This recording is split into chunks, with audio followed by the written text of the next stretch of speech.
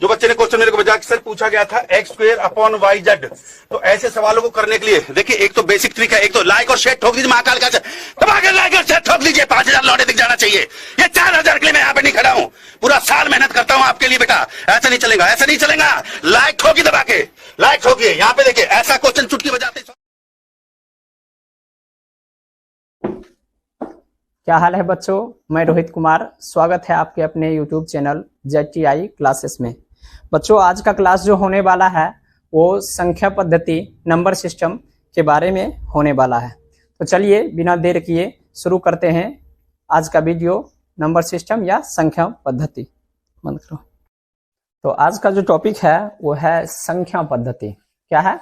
संख्या पद्धति। इसमें हम जानेंगे कि किसी भी प्रकार का जो वस्तु है उसकी जो हम गिनती करते हैं वो किस प्रकार कर पाते हैं। जो आपके पास पैसे हैं, रुपये हैं, उसका जो गिनती आप अभी कर रहे हैं वो किस प्रकार कर रहे हैं, पहले इसकी शुरुआत किस प्रकार होती है। तो चलिए शुरू करते हैं इसे। तो सबसे पहले देखेंगे आप काउंटिंग करते हैं 1 2 3 4 5, ये जो अंक है इसका विकास किस प्रकार हुआ, तो इसके विकास के बारे में जानते हैं। तो जानेंगे सबसे पहले अंक क्या है। क्या आज किसके बारे में हम लोग देखेंगे? संख्या पद्धति के बारे में। ये संख्या पद्धति नंबर सिस्टम के बारे में आज हम क्या करेंगे, देखेंगे। तो ये संख्या पद्धति हम क्या करते हैं, किसी भी संख्या को लिखने के लिए कुछ चिन्ह दर्शाते हैं, कुछ अंक होते हैं। तो वो अंक या यो चिन्ह क्या कहलाते हैं? तो सबसे पहले आपका है कि अंक किसे कहते हैं। क्या अंक किसे कहते हैं? तो अंक कहा जाता है ऐसा चिन्ह या संकेत। क्या? ऐसा चिन्ह या संकेत जिसके सहायता से हम क्या कर पाते हैं, संख्या लिख पाते हैं। क्या कर पाते हैं? संख्या लिख पाते हैं। उसे क्या कहा जाता है? अंक कहा जाता है। क्या कहा जाता है? अंक। तो जिसके सहायता से हम क्या कर पाते हैं, संख्या लिख पाते हैं, उसे कहा जाता है क्या? अंक कहा जाता है। तो अंक जो है वो कितने होते हैं? तो हम कहां से शुरू करते हैं? ये अंक जो है वो शुरू होता है 0 से, कहां जाता है? 9 तक। तो इसके बीच में जब आप काउंट कीजिएगा तो देख लीजिए 1 2 3 4 5 6 7 8 9 10, कितने? 10 हो गए। इसलिए इसे कहा जाता है दाशमिक प्रणाली। क्या कहा जाता है? दाशमिक प्रणाली कहा जाता है। इसी दाशमिक प्रणाली के कारण हम क्या कर पाते हैं, किसी भी संख्या को लिख पाते हैं इन्हीं 10 अंकों के सहायता से। कितने? ये 10 अंकों के सहायता से हम क्या कर पाते हैं, पूरे नंबर जो है वो चाहे कुछ भी हो हम क्या कर सकते हैं, लिख सकते हैं। ये जो दाशमिक प्रणाली की खोज की गई, तो दाशमिक प्रणाली में सबसे पहला शून्य का खोज हुआ था। किसका खोज हुआ था? शून्य का खोज हुआ था। तो शून्य का जो खोज किया गया था वो आर्यभट्ट के द्वारा किया गया था। किनके द्वारा किया गया था? आर्यभट्ट के द्वारा शून्य का जो खोज है, शून्य का खोज, ये जो शून्य है इसका खोज किया गया था आर्यभट्ट के द्वारा। किनके द्वारा किया गया था? आर्यभट्ट। ये इनकी अहम योगदान है गणित में, समझ में आया? इनका जो जन्म हुआ था 476 ईस्वी में हुआ था। कब हुआ था?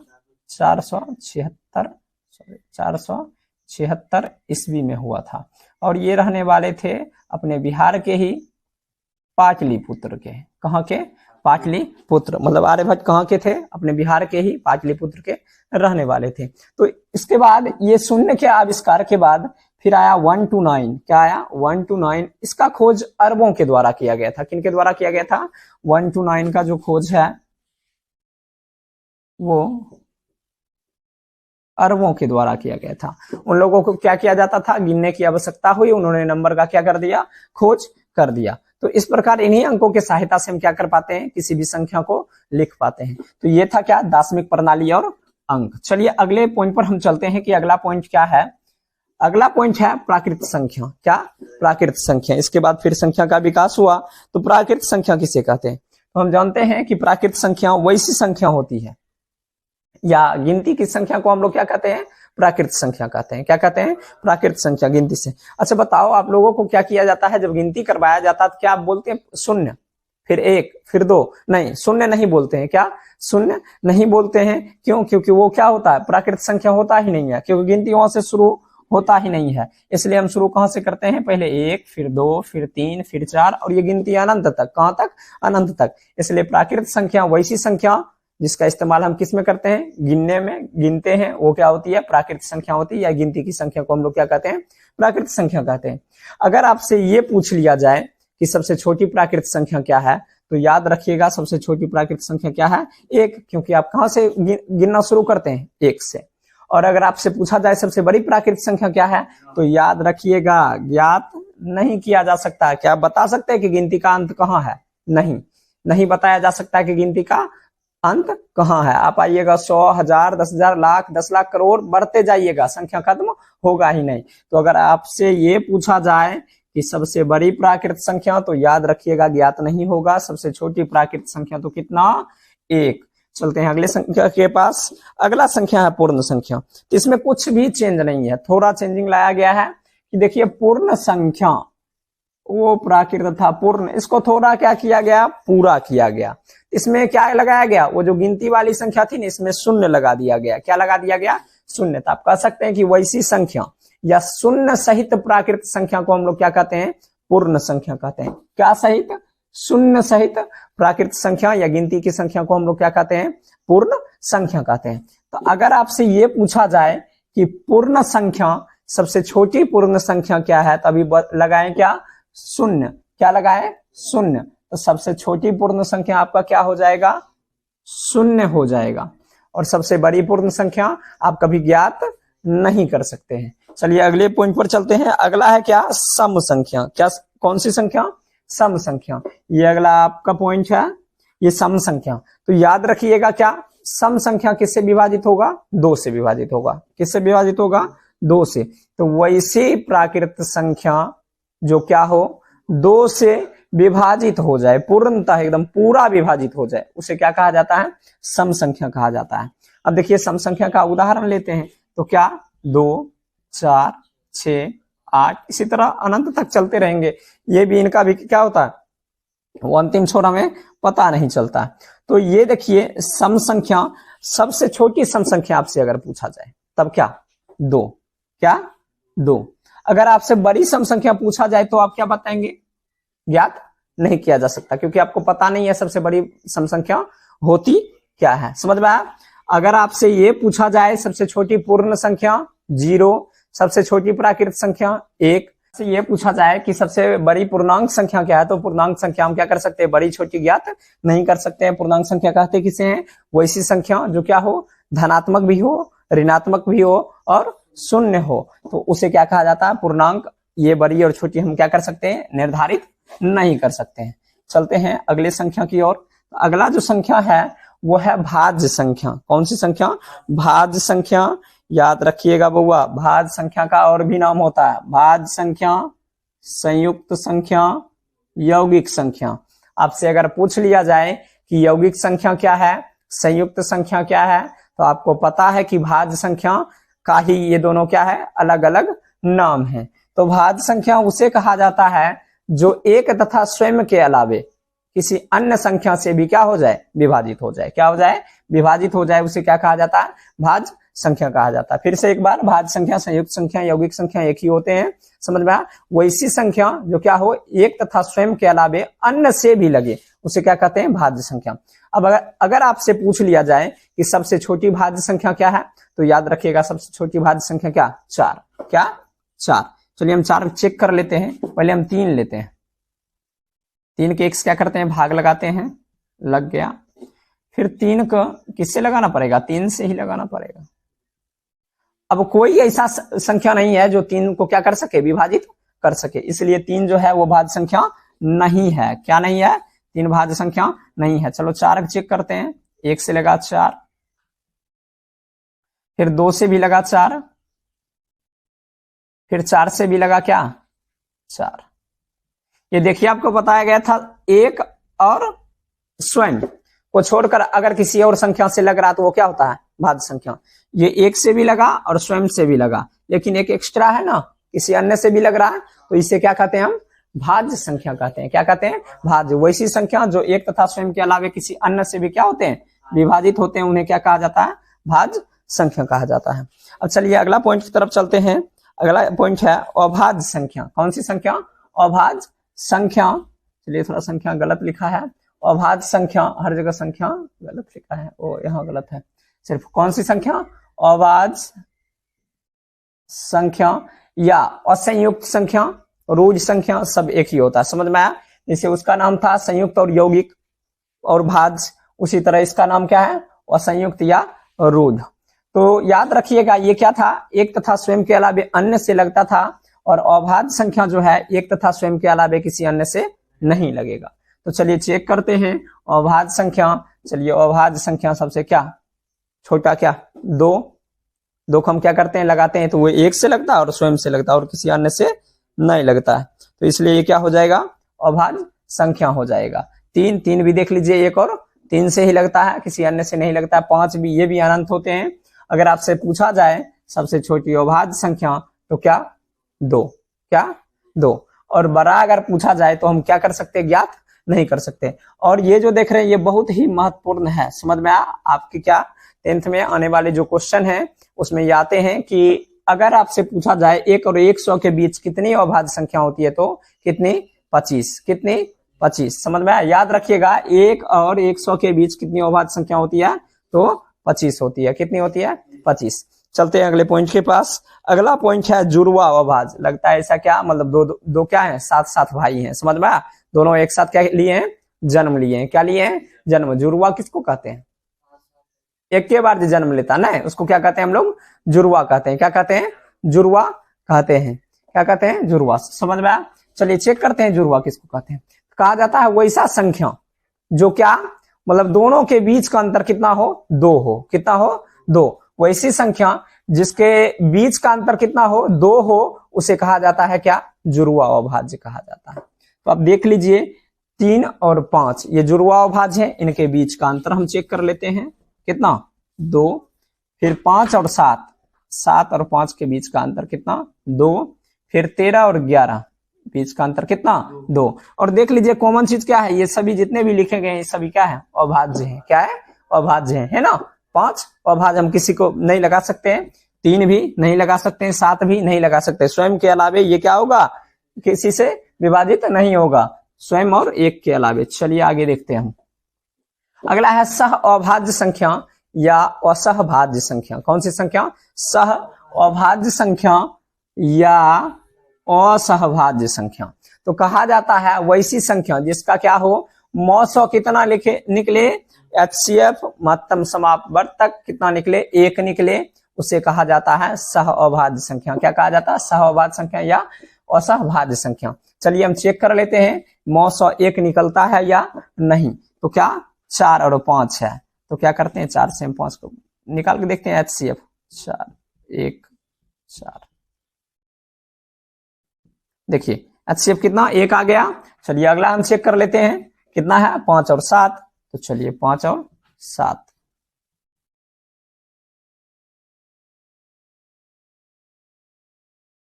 इसका भी देखिए कितना आ गया, 1 ही आया। कितना आया, 1 ही आया, मतलब मौसौ कितना आ रहा, 1। तो याद रखिएगा वैसी संख्या, वैसी जुड़वा, वो जुड़वा नहीं कर सकते हैं, वैसी प्राकृतिक संख्या जिन दोनों का मौसौ कितना हो, 1 हो, उसे कहा जाता है क्या, सह अभाज्य संख्या। क्या कहा जाता है, सह अभाज्य संख्या। अगला देखते हैं, अगला क्या है, अगला है परिमेय संख्या। कौन सी संख्या, परिमेय संख्या। अब देखेंगे परिमेय संख्या किसे कहा जाता है, ये बहुत ही महत्वपूर्ण है आपके एग्जाम के लिए। तो परिमेय संख्या कहा जाता है, परिमेय संख्या वैसी संख्या और जहां क्या हो, वैसी संख्या जिसे P/Q के रूप में लिख सकते हैं, और जहां Q बराबर नॉट, थोड़ा यहाँ मिस्टेक किया गया है, Q बराबर नॉट 0 और PQ एक क्या हो, पूर्णांक हो। क्या हो, पूर्णांक हो, उसे क्या कहा जाता है, परिमेय संख्या कहा जाता है। मतलब हम जिससे क्या कर सकते हैं, बटा में लिख सकते हैं, मतलब 2/4 3/5 1/3 कुछ भी, ये क्या P और Q, ये क्या हो जाएंगे, परिमेय संख्या। और याद रखिएगा वैसी संख्या जिनका पूर्ण वर्ग निकल जाए, मतलब कोई भी संख्या इसे रूट में है तो इसका क्या हो, अगर पूर्ण वर्ग निकल जाए, रूट हट जाए, तो ये भी क्या होंगे, परिमेय संख्या होंगे। जैसे √4 √16, ये किसका होता है, 4 का होता है। 64 किसका, 8 का। तो मतलब क्या, वैसी संख्या जो क्या हो, जिसका जो पूर्ण वर्ग हो वो भी क्या होंगे, अभाज्य संख्या, सॉरी अभाज्य संख्या नहीं, परिमेय संख्या होंगे। और वैसी संख्या जिसे p बटा q के रूप में लिखा जा सकता है वो भी परिमेय संख्या होंगे। चलेंगे अगला क्या है, तो अगला है अपरिमेय संख्या। कौन सी संख्या, अपरिमेय संख्या। तो कहा जाता है वैसी संख्या जिसे p बटा q के रूप में नहीं लिखा जा सकता है और जो पूर्ण वर्ग ना हो उसे क्या कहा जाता है, वो अपरिमेय संख्या कहा जाता है। चलिए देख लेते हैं क्या है अपरिमेय संख्या। बताइए रूट 3 का क्या, ये किसी का है, पूर्ण वर्ग नहीं है, इसलिए क्या है, ये अपरिमेय है।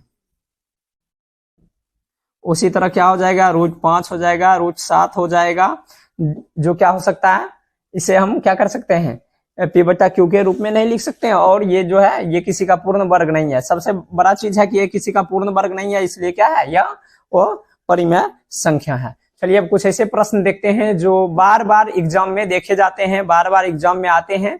क्या ये अगले एग्जाम के लिए भी महत्वपूर्ण है, तो आप क्या कीजिए, देख लीजिए थोड़ा। तो चलते हैं पहले प्रश्न के पास कि पहला प्रश्न क्या है। जो भी प्रश्न होगा वो वास्तविक संख्या से होगा।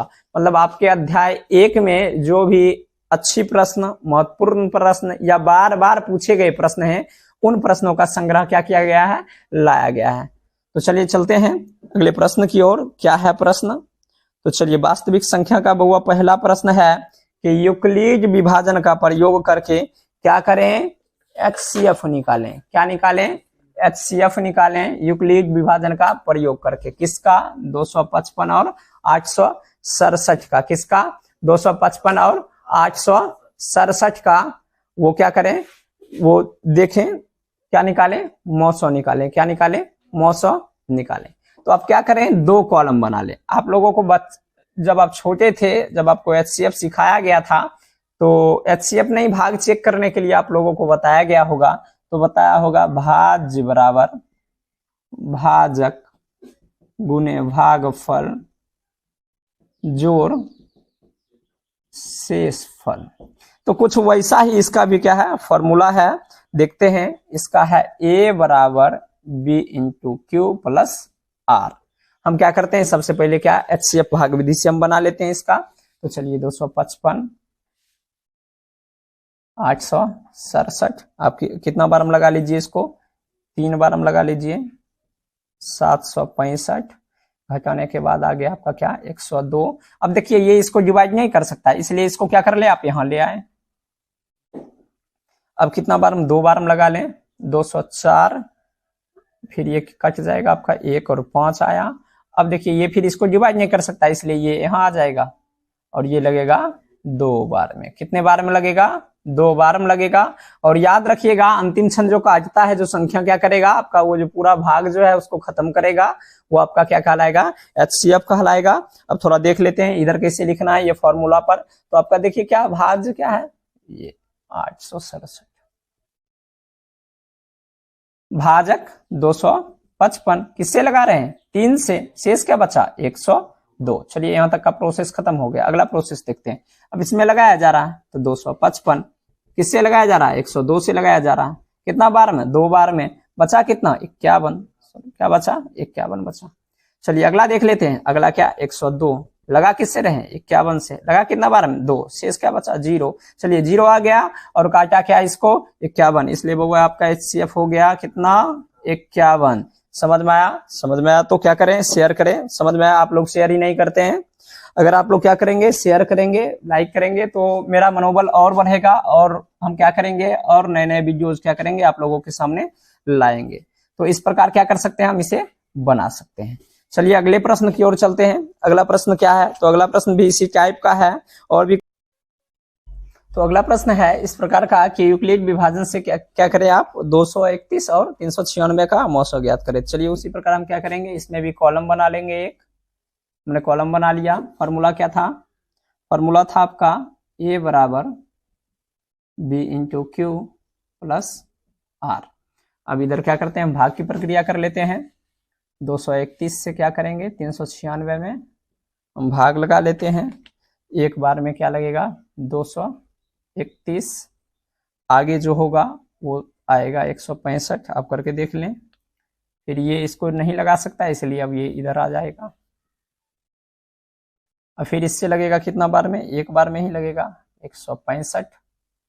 चलिए ये आया 66 आपका। अब फिर ये इसको नहीं लगा सकता, इसलिए क्या होगा, ये इधर आ जाएगा। अब इधर आया तो फिर कितने बार में, 2 बार में लगेगा 132, और माइनस कर लीजिए तो ये 3 और ये 3, ये 33 आ गया। अब ये इसको नहीं लगा सकता, इसलिए फिर ये क्या आएगा, इधर आएगा, और 33 2 बार में क्या करेगा, इसको पूरा पूरा काट देगा। तो आपका 33 क्या आ गया, इसका HCF आ गया। अब क्या करना, फॉर्मूला पर इसको बैठाना। तो फार्मूला पर बैठाने के लिए क्या करें आप, सबसे पहले किस में लगाया गया, तो 396 में। किससे लगाया गया, 231 से लगाया गया।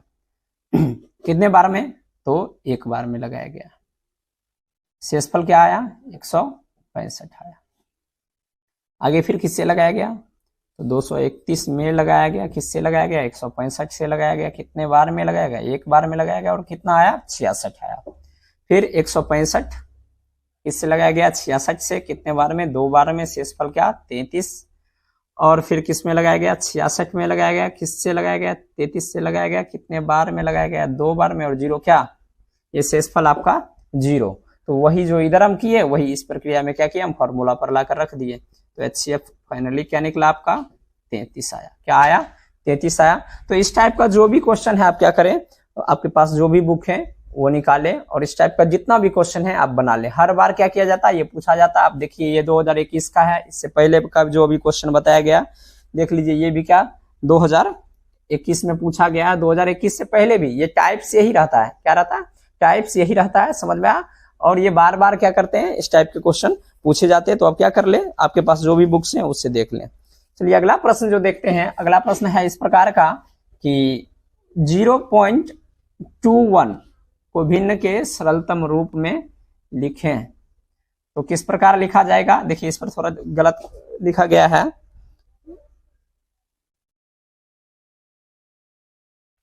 ये देखिए इसमें क्या किया गया है, थोड़ा छोड़ दिया गया है। इस पर होना चाहिए क्या, रैकरिंग होना चाहिए। क्या होना चाहिए, रैकरिंग। तो हम क्या करेंगे, इसे किस प्रकार बनाया जाएगा, चलिए देखते हैं। तो क्या हम मान लेना है कि x बराबर कितना, 0.21। अब पॉइंट के बाद कितनी संख्या, 2 संख्या। अगर क्या करते हैं हम, इस पर क्या करते हैं, इसका जो दशमलव है वो खत्म करते हैं। कितना करना होगा हमें, 100 से भाग देना होगा। तो आप सिर्फ इसको क्या कर लें, समीकरण 1 मान ले, और क्या करें, समीकरण 1 में कितना से भाग देना था हमको, 1 से, तो यहाँ 100 से, तो 100 से क्या कर ले, समीकरण 1 में 100 से गुना कर ले।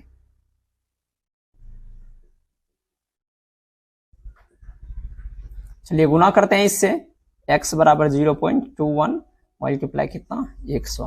तो 100x बराबर 1.2121, ये निरंतर चलते रहेगा, इस प्रकार आएगा। तो अब क्या करना है, समीकरण ये आपका निकला क्या, 2 निकला। क्या निकला, 2 समीकरण निकला। अब समीकरण क्या कर लें, 2 से 1 को घटा लें। समीकरण 2 से 1 को घटाने पर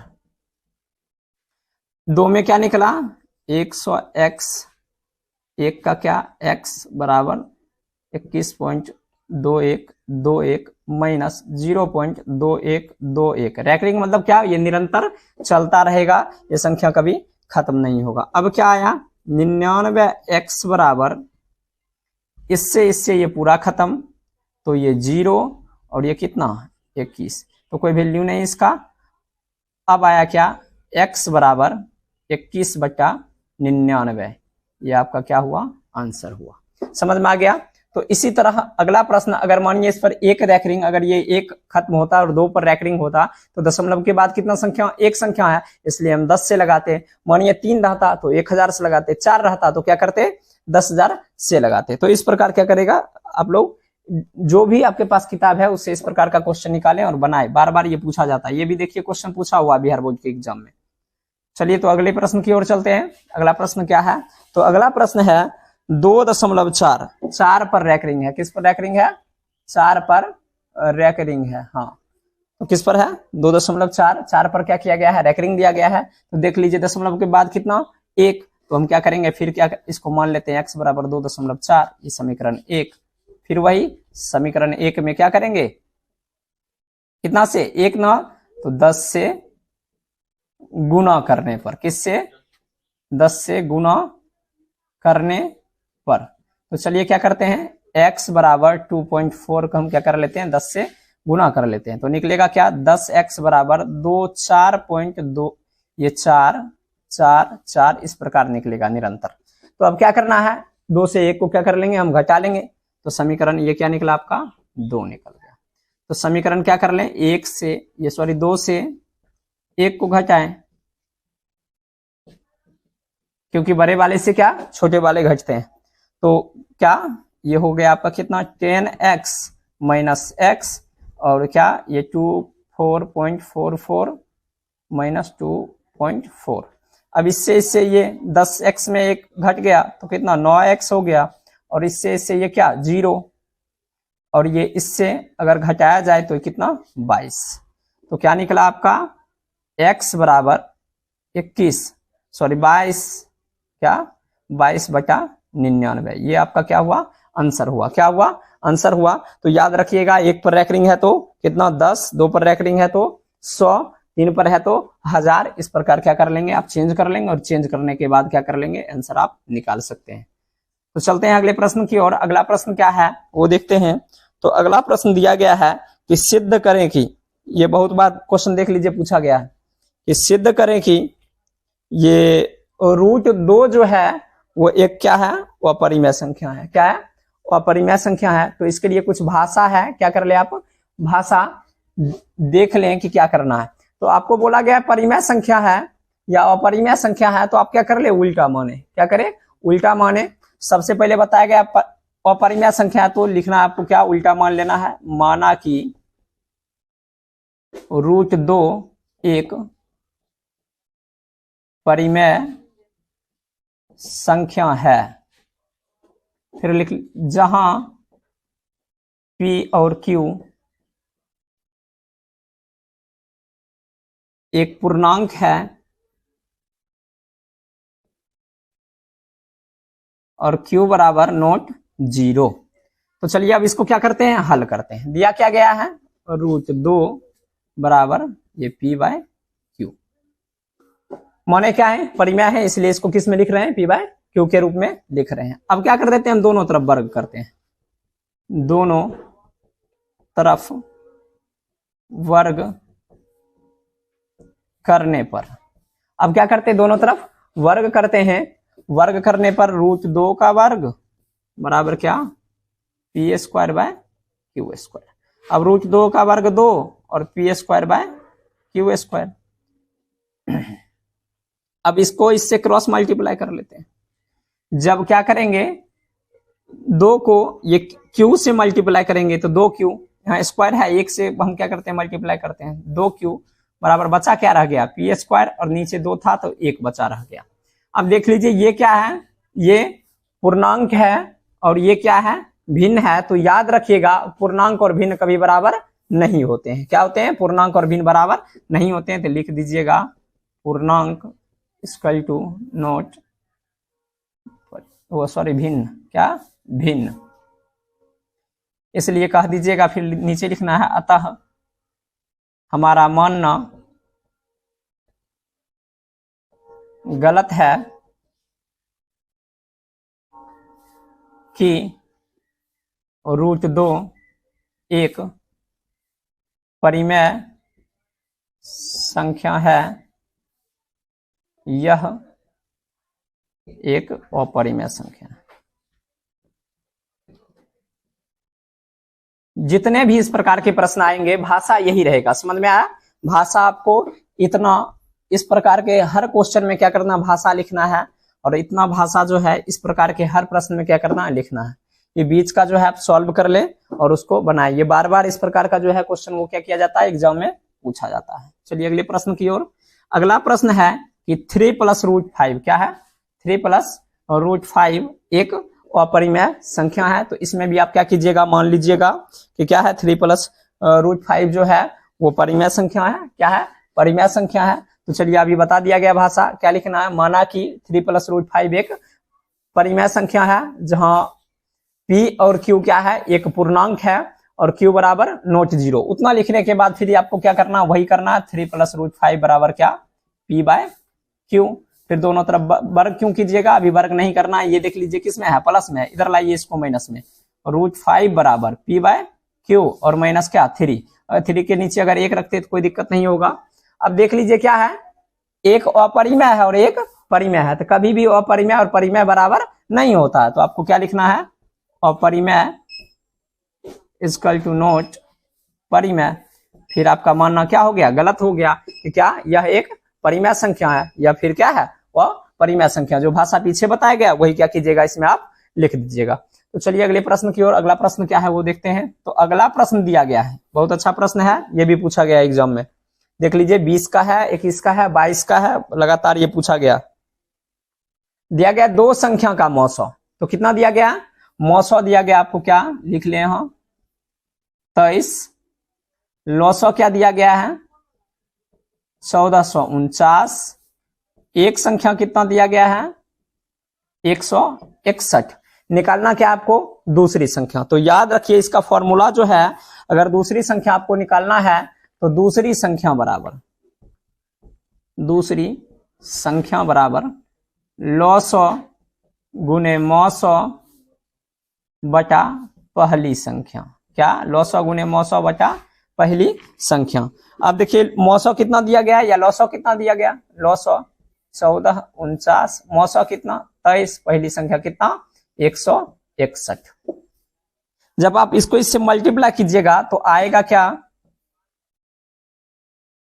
इतना आएगा 33,327। आपको क्या करना है 161 से इसे डिवाइड करना, तब डिवाइड करके देख लीजिएगा आएगा कितना 207। क्या आएगा 207। इसी में थोड़ा अगर क्या करता है, प्रश्न को घुमाता है कि क्या करें, यहाँ क्या था दूसरी संख्या निकाले। अगर आपसे पूछ ले कि पहली संख्या ज्ञात करें तो पहली संख्या के लिए लिखें पहली संख्या बराबर वही रहेगा लौसो गुने मौसो, नीचे सिर्फ आ जाएगा क्या दूसरी संख्या।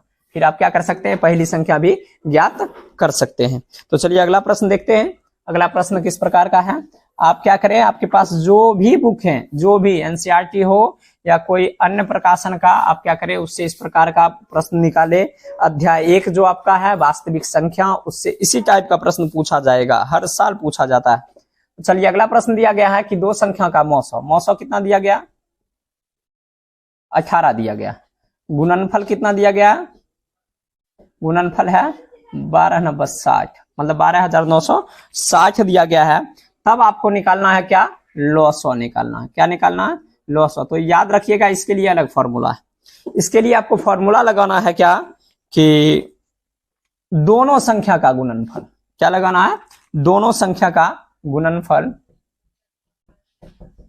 दोनों संख्या का गुणनफल बटा मौसो। अब देखिए दोनों संख्या गुणनफल कितना है 12,960 और कितना है मौसो 18। आप क्या कर लीजिए, इसे डिवाइड कीजिए, डिवाइड करने के बाद आएगा कितना 720। तो ये रहा आपका क्या लौसो रहा, क्या रहा लौसो। अगर आपको लौसो निकालने के लिए बोलेगा तो इस प्रकार आप क्या कर सकते हैं, निकाल सकते हैं।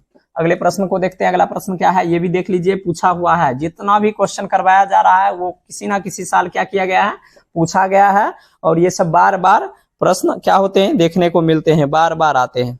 चलिए ये देखिए, ये भी अच्छा प्रश्न है। ये प्रश्न है कि क्या किया गया, आपको लौसो दे दिया गया।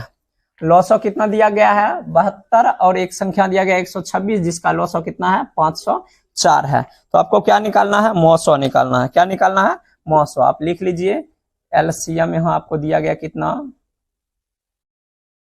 एलसीएम कितना दिया गया 504, किसका किसका 72 और 126 का। निकालना क्या है, मौसो निकालना है, एचसीएफ निकालना है। तो आप फॉर्मूला लगाइए एचसीएफ के लिए, कितना का है ये 72 और 126 का। हाँ तो आप क्या कर लीजिए, इसका फॉर्मूला लगाइए संख्याओं का गुणनफल, संख्या का गुणनफल बटा जो दिया गया आपको लौसो। देखिए दो संख्या दिया गया, एक 72 और 126, तो 126 और 72 और लौसो आपको कितना दिया गया 504। अब दोनों को मल्टीप्लाई कीजिए, दोनों मल्टीप्लाई करने के बाद आएगा 9072। आपको इससे क्या करना, 504 से भाग देना। क्या करना है, 504 से भाग देना है। भाग देकर देख लीजिए आएगा कितना, 18 आंसर आएगा। कितना आएगा, 18 आंसर आएगा। चलिए आज का ये जो होगा, अब ये लास्ट और अंतिम प्रश्न है। आप क्या करें, अच्छा लगे तो शेयर करें, ताकि हम क्या करें, नए नए वीडियो के साथ आपसे मिलते रहें। और ये लास्ट प्रश्न है। आपके पास कोई भी बुक है, इस प्रकार का प्रश्न देखें, क्योंकि आप वो जो वास्तविक संख्या है आपका फर्स्ट लेसन, उससे बार बार इसी प्रकार का प्रश्न आएगा। चलिए एक और प्रश्न है, क्या है, 2/25 बिना भाग दिए क्या बताना है, शांत है या अशांत। तो आपको कुछ नहीं करना, ये क्या है, अंश है और ये हर। याद रखिएगा हर वाला जो है वो 2 और 5 के मल्टीपल में हो। किसके मल्टीपल में हो, 5 के। तो क्या करना है, 25 का हम अभाज्य गुणनखंड कर लेते हैं। देख लीजिए, करने के बाद क्या आया, 5 का मल्टीपल आया। किसका आया, 5 का मल्टीपल आया। तो अभी आपको बताया गया क्या होना चाहिए, 2 या 5 का होना चाहिए। तो ये किसका है, 5 का है, इसलिए क्या है, 2/25 शांत है। क्या है, शांत। हाँ याद रखिएगा, जब हम हर का क्या करते हैं, अभाज्य गुणनखंड करते हैं। अभाज्य गुणनखंड करने के बाद 2 और सिर्फ 5 आए तो क्या होगा, वह जो भी संख्या हो, जितनी भी बड़ी हो, क्या होगा, वह शांत होगा। आपको भाग देने की कोई भी आवश्यकता नहीं है। चलिए अब जो है ये लास्ट प्रश्न है आज का, वो देखते हैं। लास्ट प्रश्न जो है वो दिया गया है अभाज्य गुणनखंड विधि के द्वारा। क्या करें, 26 और 91 का क्या ज्ञात करना है, लॉस और मौसौ ज्ञात करना है। तो 26 और 91 का क्या करना है, लॉस और मौसौ ज्ञात करना है। तो अभाज्य गुणनखंड विधि बताया गया, तो अभाज्य गुणनखंड कर लेते हैं इसका। चलिए, इससे 2 से 13, फिर 13 से 1, फिर 7 से 13, 13 से 1। अब देखिए क्या क्या आया, 26 बराबर आया 2 गुना 13 और 91 बराबर आया क्या, 7 गुना 13। कॉमन दोनों में क्या, 13, तो HCF क्या, 13। और एलसीएम निकालने के लिए जो आपका बचा, इसमें 1 बार 2 है, इसमें 1 बार 7 है, इसमें 1 बार 13 है। तो जो 1 बार है वो देख लेते हैं। इसको मल्टीप्लाई आप कर लीजिएगा, आएगा कितना, 182। क्या आएगा, 182। तो ये भी क्वेश्चन क्या किया। तो इस प्रकार का जो भी आपके पास किताब है, चाहे कोई भी हो, बनाए। और आपके लिए क्या है, कुछ प्रश्न है जो क्या आप देख लें। ये 5 जो प्रश्न हैं आप क्या करें, घर पर बैठकर बनाएं। अगर आपसे क्या होता है, बनता है तो याद रखिए आप सीख गए हैं, समझ में आया। और नहीं बनता है तो फिर क्या करें, एक बार वीडियो फिर से देखें, आपको समझ में आ जाएगा। तो चलिए आज का क्या है, ये जो क्लास है वो खत्म होता है। फिर मिलते हैं नए वीडियो के साथ।